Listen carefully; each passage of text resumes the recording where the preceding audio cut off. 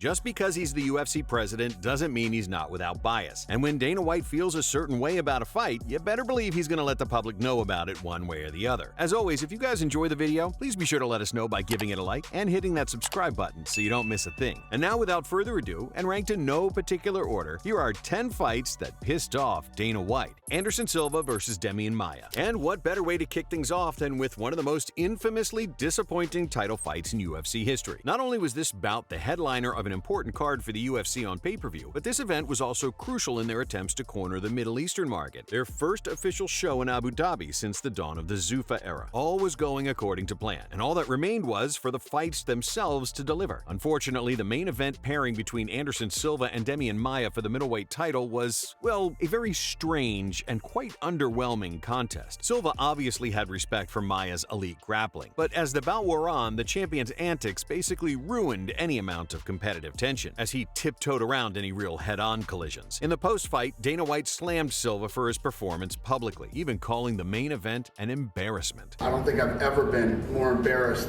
in the 10 years of being in this business. Is this your lowest moment as president of UFC? No doubt about it, absolutely, 100%. I didn't go in and fight like a jackass for 5 rounds. I'm embarrassed, and I feel like I should apologize to the fans, and I feel like I owe the fans one. What happened tonight was an absolute disgrace, an embarrassment for the UFC, an embarrassment for the sport, and I don't know if I've ever been more embarrassed than I am tonight. Francis Ngannou versus Derek Lewis. And speaking of boring fights, Dana had already soured on Francis Ngannou following his one-sided loss to Stipe Miocic at UFC 220. But when the Predator attempted to make a comeback at UFC 226, things got even worse. Facing off against the hard-handed Derek Lewis, this bout was pointed to as a collision of two insanely powerful punchers.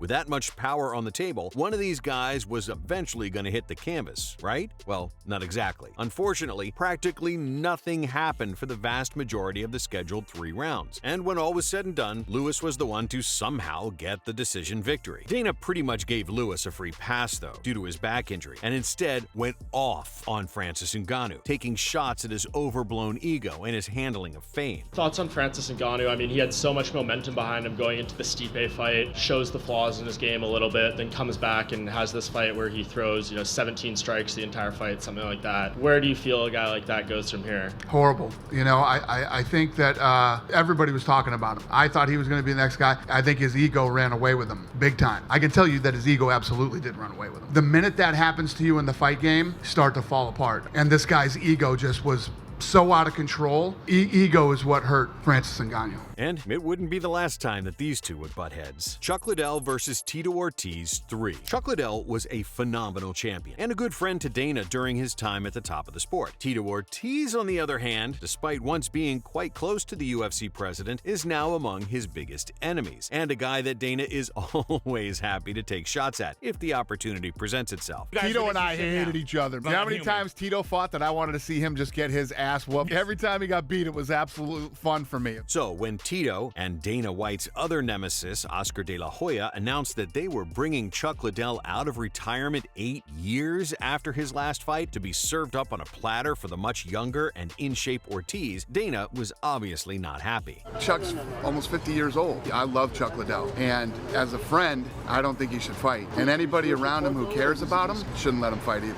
I heard last week the cokehead, Oscar De La Weirdo, is talking that I don't have any, place to tell guys when to retire. I don't tell friends when. First of all, it's called friendship, you cokehead. Chuck Liddell's almost 50 years old and has no business fighting anymore. And when Tito went out there and TKO'd the Iceman and then proceeded to celebrate like he had just won UFC gold, yeah, this one was very easy to hate on. Anybody who claims to be a friend of Chuck Liddell and was anywhere near this fight is full of they're not a friend of Chuck Liddell. I hope somebody talks De La Hoya into fighting again, and I hope he gets knocked out just like Chuck Liddell did in the first round. Cokehead nutball. Tyron Woodley versus Darren Till. Sometimes Dana White just isn't a fan of a champion. Other times he just gets dollar signs in his eyes when a bright new contender finally breaks through. UFC 228's headline match of Tyron Woodley versus Darren Till combined these two scenarios into one. Woodley was carving out an impressive reign atop the 170-pound division, but he wasn't exactly thrilling audiences. First of all, I'm gonna give the fans a chance to boo. Go ahead and boo and get out the way. There you go. Darren Till was the young, brash, marketable prospect who had broken into the top 5 ahead of UFC 228, and it seemed like the promotion were well and truly behind him. How excited are you about Darren as a prospect here? No, I'm excited. You know, he's got all the attributes to be a big star. Stylistically, I love the matchup for Till. But on fight night, Woodley proved a bridge too far, and after knocking Till down in the second round, he locked up a Darce choke and forced the tap. And you could just see how unimpressed Dana White was with the fact that Woodley was still on top. It didn't take long for him to start taking shots at the champion in the media once again. Since you've left the octagon with your black belt and your title, have you spoken to Dana White? Oh, I haven't spoken to him yet. Did he already come in here? No. He left. No, I hadn't talked to him. Tyron Woodley versus Demian Maia. So why did Dana White dislike Tyron Woodley so much? Well, if we were to try and take on the UFC president's perspective, well, on the one hand, you had his constant complaining in the media. If I was a different complexion, I think people and fans would treat me a different way. And on the other, you had performances like the ones he turned in against Stephen Thompson and Demian Maia. Highly tactical, but undeniably effective 5-rounders that saw the chosen one deal with 2 incredibly unique matchups. But when Woodley was finished stuffing takedown after takedown from Maia at UFC 214, Dana had nothing but harsh criticism for him and his low-output title defense. What did you think watching that fight? About watching what fight? The Woodley fight and then beating Maia. What did you think about watching the Woodley fight? That fight was anything but special. I don't even want to relive that fight in my head for another second. I mean, this sums it up. They broke a record tonight. The least punches ever thrown in the crappiest fight you've ever seen was 130 punches. They threw 60. That's how bad the fight was. Not pleased with Tyron Woodley's performance?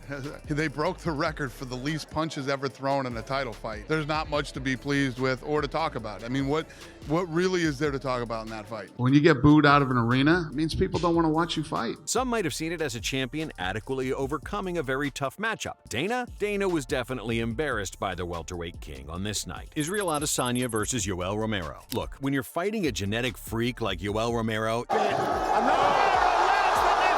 you gotta manage your risk levels. But when Israel Adesanya decided to specifically call out Romero just so he could add this highly feared and avoided fighter's name to his resume, fans had every right to expect fireworks. This guy right here is a guy that no one ever calls out. I want to test myself against everyone of this era who's a beast. And he's a beast, so I'm gonna test him. I mean, why else would Izzy specifically call out Yoel Romero when he was coming off a loss? Well, as it turned out, Adesanya had no intention of fighting fire with fire, and instead, we were presented with one of the most boring title fights in UFC history. The last stylebender took home the win, but the fight was so low output that it could have frankly gone either way. Safe to say, Adesanya lost himself quite a few fans on this night, and Dana White could not help but be embarrassed by the low-quality main event he had so fiercely hyped up beforehand. You were pretty pissed off in Abu Dhabi after the Anderson Silva-Demian Maia fight. Was your level of disappointment the same with this one as you were after that? Yeah, this was a terrible fight. I mean, if you look at the UFC as a whole, for as long as we've been doing it, you can literally put in one hand shitty fights that we've done, you know what I mean? The matchmakers didn't love that fight and didn't want to make that fight. But the goofy fan in me said, are you shitting me? Come on, this will be a fun fight to do. Now,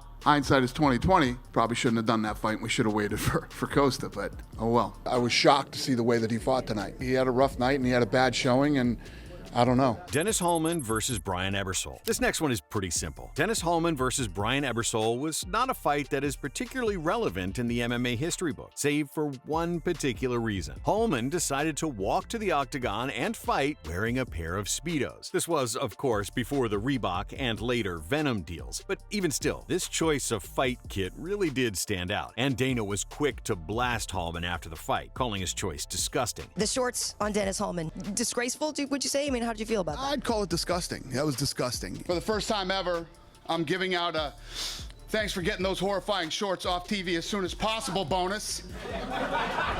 And I'm not joking. First of all, I'm pissed off that somebody that works for me let him come out with those on. Number one, it was not good. It will never happen again. I can guarantee you that. That's the last thing you want to be remembered for, is going out there and making people watch 5 minutes of that. The fighter himself would later admit that he lost a bet, and that's why he did what he did, but the damage was already done. George St. Pierre versus Johnny Hendricks. Even if you're one of the all-time greats of the sport, that doesn't mean that you're safe from Dana's wrath. And for George St. Pierre, a closely fought matchup against Johnny Hendricks left the world thinking that the great GSP had finally been dethroned. But in the end, the decision went his way. However, that wasn't the problem. No, the issue, as it relates to Dana, came when St. Pierre announced his retirement from the sport, effectively leaving the division without its champion and cheapening the belt in the eyes of the fans, given that he never officially lost. I have a bunch of stuff in my life happening. I need to hang up my glove for a little bit. And to say that Dana was not happy would be putting it lightly. Instead of giving one of the mightiest champions a nice send-off, White turned on him in the post-fight press conference, slamming St. Pierre for walking away after a performance like that. Did you see George get smashed and hurt in the first round? It's about damage. I want what's fair, and that wasn't fair. That decision that happens, right? You don't just say, hey, I'm going to take a while off, and maybe I'll be back, maybe I won't.